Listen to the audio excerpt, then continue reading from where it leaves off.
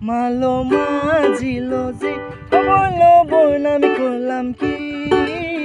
রঙে ভাঙা নৌকা পাইতে আইলাম গাঙ্গে মালো মাঝিল যে